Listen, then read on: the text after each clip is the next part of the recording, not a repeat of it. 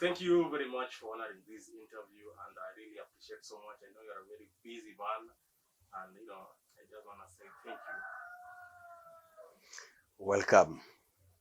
So, for those who maybe are watching and don't know you, maybe unaweza with your name of your church, and what you do. I'm Bishop John Ober from the Church of God of Prophecy. Right now, I'm based in Kisumu, Kamakoa. Yes. So your church is based in Kisumu, Kamakoa. Kamakoa. Okay, I just want to jump straight into it. Of course, that you watched yesterday in the news of what happened in Othaya. DCP party leader Gachagua claiming that he was chased from the church together with the clergy and other members from the church being tear gassed. So I don't know. What's your take about that? Is this something good? As a man of God, is this something good? It is uncalled for, and it is not good. And if there is anything like that, it should not have happened, and especially in the church. If it is true, what we saw or what we witnessed, and the clips that we saw emerging from what happened in Othaya or in that Anglican church, it should not happen. It is very wicked, it is backward, and it's something that should not happen in our country.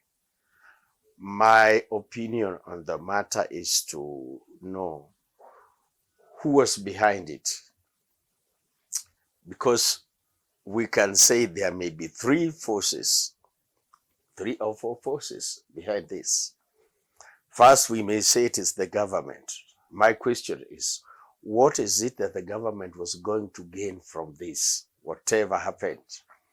The circus that happened yesterday, what was the government going to gain from this? There was nothing that the government was going to gain from this. There was no political mileage that the government was going to gain from this, if it is the government. And then the second political players here will be saying those who are within the government and are out to antagonize the government of the day. They are within the government, working with the government. They are out to antagonize the government. We have witnessed such cases. That will be political players number 2. The political players number 3 would be the Gachagua himself. We are not sure.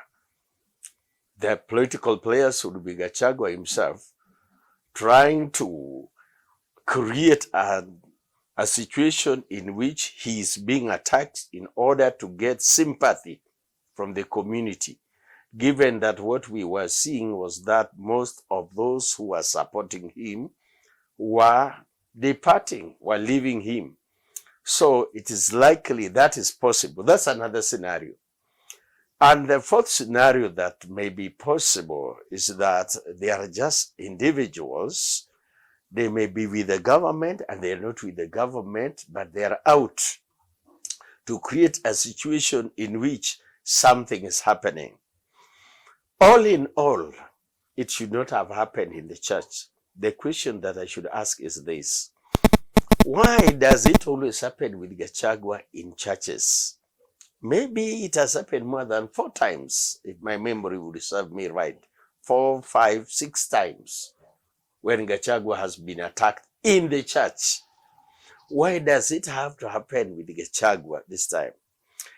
Now, the scenario number 1 that I said, probably it can be the government. And if it is the government, what would the government achieve by doing this at such a time? It was just the other week when the president was in Nyeri.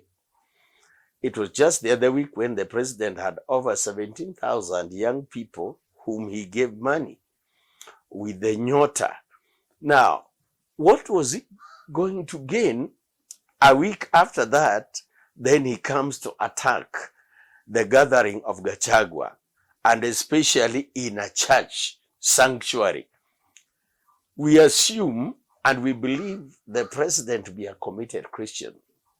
And being a committed Christian, he should not and cannot condone something of that nature that a church can be attacked and members of the congregation, because I believe there are individuals who maybe were not even aware that Gachagua was coming in that church. They were going to the normal Sunday service. A very big percentage, maybe a very small percentage of politicians who are informed here and there, who are coming maybe from other counties to attend the church service there. But the majority of the church members were going for their normal Sunday service to worship. It is very unfortunate the way in which it happened. But here comes the question again. I saw another Citizen digital in which the deputy party leader, Malala, was saying that the government have kidnapped. Yeah, I said they took away Gachagua. Yeah, the government have kidnapped Gachagua. They should bring him back. He has been kidnapped. Later on, for it to appear that Gachagua was within the church. So we are confused. Here, we are confused. Now, Malala, the deputy party leader of DCP, told us that the government have kidnapped and was appealing to the president, to President Ruto, release Gachagua. I even heard Kalonzo saying, if Gachagua is assassinated, then Kenya will not be the same again. These are statements that should not be uttered by our politicians. But now, if it is a matter of assassinating Gachagua, the Kenya government, they can't do it. So let me just ask you, Bishop, do you think maybe, rumors or stories going around that maybe Ruto wants Gachagua dead? Because how vocal he has been. If Ruto wanted Gachagua dead, he wouldn't go and kill him in the church. I don't think so. If Ruto wanted Gachagua dead, there are people, we used to have people, we have people who were found in that big hole in Dandora. Who killed them? We don't know who killed them. Now, the River Yala, those were bodies that were dumped in River Yala. Who killed them? The previous government, maybe the present government. If the government wants to eliminate you, they don't have to come to the church. If the government wants to eliminate you, they don't have to come with employ goons and many armed people with AK-47 for the government to eliminate you. So I don't believe in that narrative that maybe for the government to eliminate Gachagua, they have always to kill him in the church. I don't believe in that. So maybe what advice can you give the politicians, especially those who are, using church, trying to bring church into politics, trying to, the church, like the incident of, Gachagua. The mistake that Gachagua has made most of the time is to turn the church into a political forum instead of leaving the church to be a holy place.